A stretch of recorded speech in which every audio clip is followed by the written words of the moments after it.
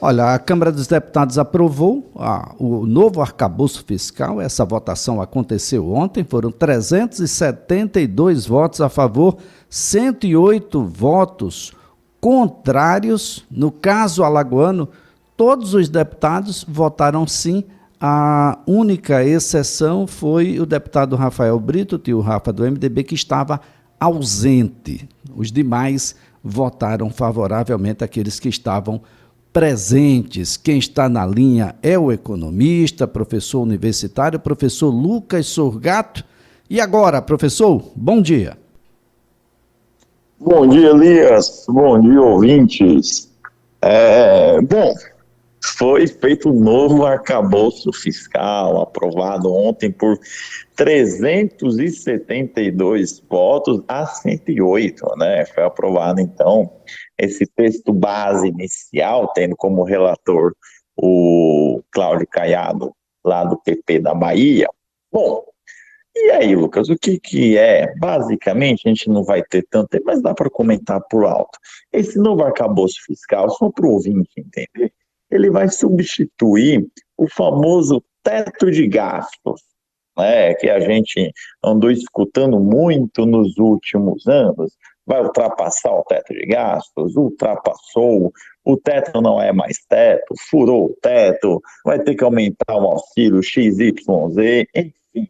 Então, esse teto de gastos, que foi adotado lá atrás em outro governo, agora ele será substituído por esse novo arcabouço fiscal, que foi aprovado então agora, tá? É interessante? É interessante. Primeiro vamos olhar aqui os pontos, só para o ouvinte entender mais ou menos o que é que seria isso e a gente poder debater melhor. Primeiro, tá? Esse arcabouço fiscal, a principal coisa que ele faz, Elias, é limitar os gastos do governo com algumas regras para o crescimento de despesas. Primeiro, essa avaliação dessa regra ela vai ser feita bimestralmente, receita e despesa, para saber como que está sendo o cenário, qual está sendo a tendência, tá? E aqui vem dois pontos importantes. O crescimento do gasto público, ele fica limitado a 70% do crescimento da arrecadação, caso a meta seja cumprida, tá? Então vamos lá, Lucas, a minha meta é o governo arrecadar R$ 100. Se conseguiu arrecadar R$ 100, desse valor que ele arrecadou, eu posso aumentar o gasto público em 70% em relação a essa arrecadação a mais. Beleza. Ponto 2. Caso a meta não seja cumprida, ou seja, a meta era arrecadar R$ 100, não conseguiu, tá? Foi abaixo disso, o crescimento da despesa do gasto público, ele fica limitado a 50% do crescimento da arrecadação. Beleza, são os dois pontos iniciais nossos, tá? E aí vem algumas condições interessantes. Uma condição aqui, mesmo que a arrecadação do governo cresça muito, ainda assim será respeitado um intervalo fixo no crescimento dos gastos, que vai variar entre 0,6% e 2,5%, desconsiderando a inflação. Isso aqui já é muito importante. No teto fiscal anterior, fazendo a comparação, tudo era corrigido pelo máximo da inflação. Tá? Você não tinha nenhum crescimento real, que agora você tem entre 0,6% e 2,5%, independente se o governo teve um aumento de arrecadação extremamente expressivo. O que ultrapassasse isso iria para o saldo de superávit ou alguma coisa extraordinária que poderia ser utilizada, o que é, então, muito interessante para a gente poder imaginar. Tá?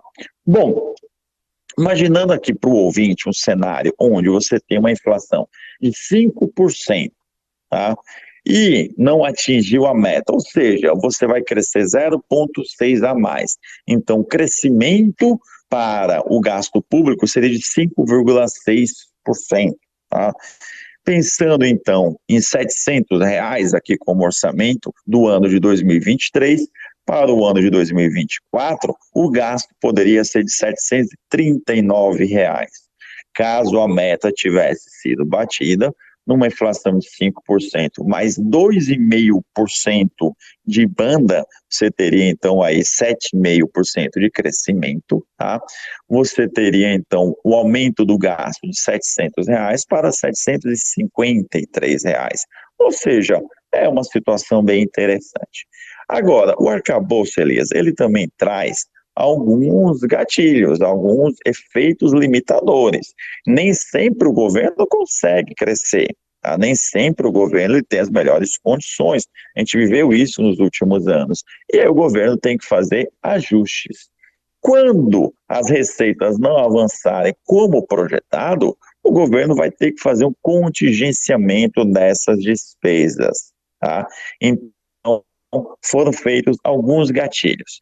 Primeiro ano, Elias, vamos supor que o primeiro ano de descumprimento da meta aconteceu, fica proibido criação de cargos, alteração de estruturas de carreiras, criação ou majoração de auxílios, criação de despesa obrigatória, reajuste de despesa obrigatória acima da inflação, ampliação de subsídios e subvenções e concessão ou ampliação de benefício tributário. Segundo ano de descumprimento, além dessas primeiras, fica proibido aumento e reajuste na despesa com o pessoal, como aumento de salários, admissão ou contratação de pessoal, exceto para reposição de vagas, e realização de concurso público, exceto para reposição de vagas. Ou seja, quando você chega no segundo ano, você terá aí, de fato, uma situação bem mais crítica para conter as despesas, mas agora já mostrando a regra do jogo, desde agora, para tanto a população quanto para os gestores públicos, né? Olha, está todo mundo junto aqui. Caso a gente não consiga, no primeiro ano vai ficar assim, no segundo ano vai ser assado. Entretanto, Elias, o descumprimento de algumas dessas metas fiscais, ela não será crime.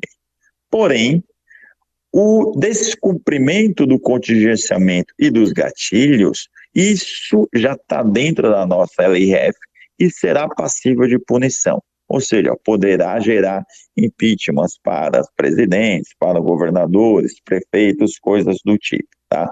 Então você tem aí uma situação bem interessante.